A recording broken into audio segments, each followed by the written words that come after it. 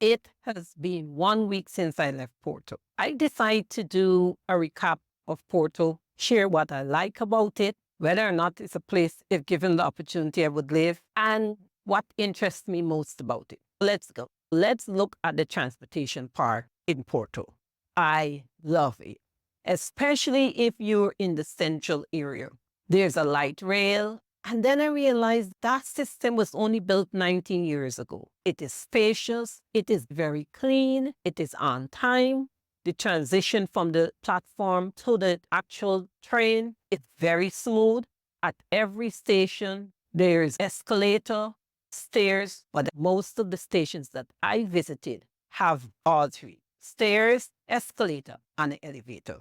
One of the things I'll tell you, if you are flying into Porto, unless you have obtained bags, or you're extremely tired, or you fly into the airport and it's late at night, and most of all, this is your first time and you have all these uncertainty, well, then you could take a taxi. But if it is daytime, you don't have many bags, I would advise you to take the train from the airport to the center area. The last stop is at Trinidad. And at that stop, you have access to about 5 other lines that you could go in either direction. When you come off of the plane and you go and pick up your bags, just as you exit there, the central part or the main part of the airport, and everywhere you look, there are signs telling you exactly how to get to the metro. And again, there are elevators, there are upstairs stairs and escalators. So even if you have bags, you could get to that platform there and get the train. And that is the last stop. You won't have to worry about, am I going in the right direction? No, the E-train stops at the airport there. It cost me 25 euros from the airport to my Airbnb. If I was more familiar with it, I would not have paid the 25 euros. I will advise you, if you're going into Porto and even Lisbon, check to see the nearest metro stop and then figure out how far the metro stop is from where you are. And if you could get a train, especially if you could get a direct train, because it will save you a whole lot of money. And in the process, you will learn the system. So Porto was easy to move around. From the train to the bus, they have transfer. And a lot of times you go to one end on the train and there's a bus that could bring you around. That is how I get myself familiar with the place. In Porto, when I went a lot of places with the train and I reached the last stop, I looked and there is a bus taking me back to the city center. So for the €1.50, I was able to use the train and the bus. And that is the way I will advise you to use the public transportation, especially if you're coming into Porto.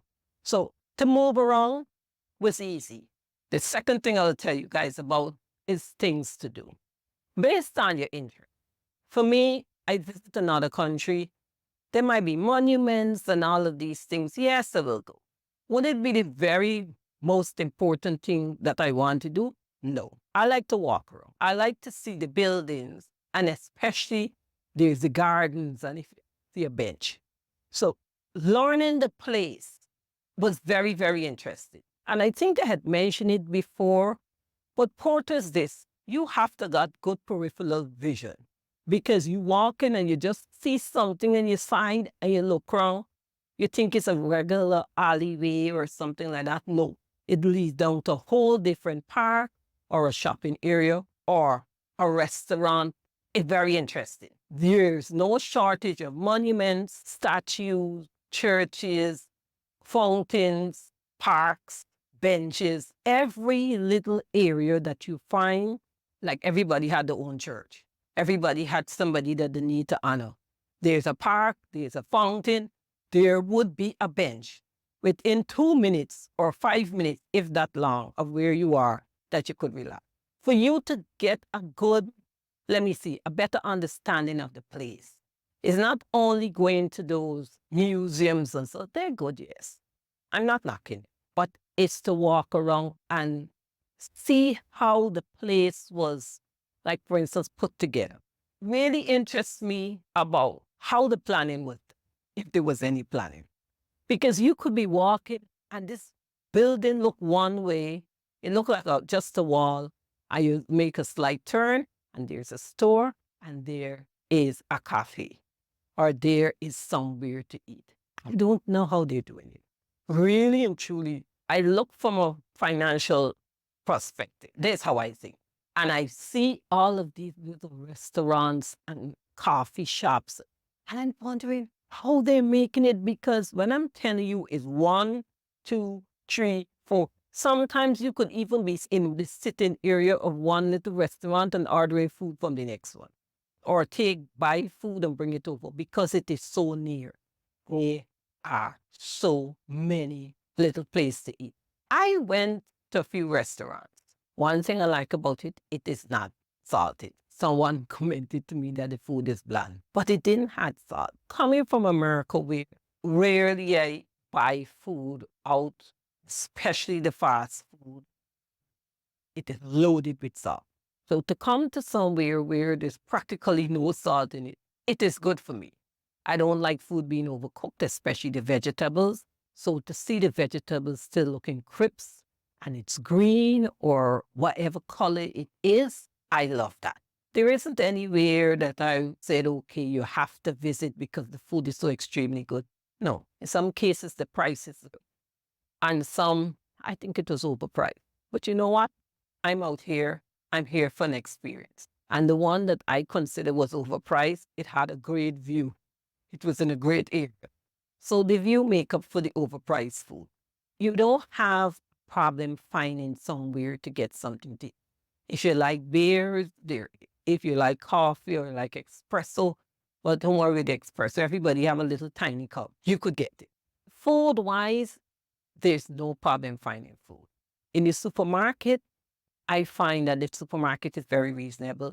The supermarket is even reasonable with the prepared food, which is good. So if you have like £5, you could get something to eat and you could get something to drink. We look at transportation. We're looking at things to do. We look at food. Let me tell you something. Would I visit Porto again? Most naturally, because I did not get to, let me see, investigate all the little areas. Would I visit Porto again? Most definitely. Would I live in Porto? Yes. I did not check was the price of rent and all that sort of stuff. But if I look at just the atmosphere, would I feel safe?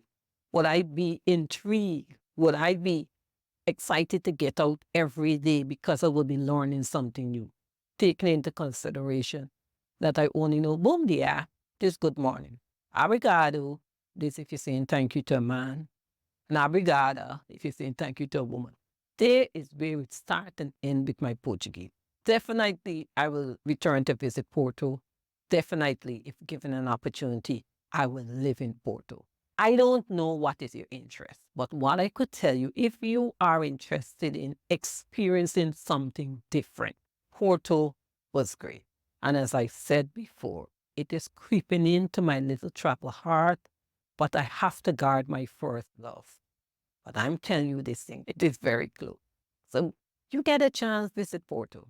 As I said, research exactly where you will be going, where's the nearest metro station. Go online, find the layout of Porto metro system. There's so many pictures and information you could get online. And then you will be able to map. And if you come in during the day, you're not tired, do not pay all the taxi fare. Take the subway down. You would not regret it. So guys, that is Porto for me. I'm still on the verge of leaving Estoril. I will tell you guys a bit about it. And then next stop would be Lisbon. I went to Lisbon in 2018. I hope you guys have a great Saturday, and I will talk with you later.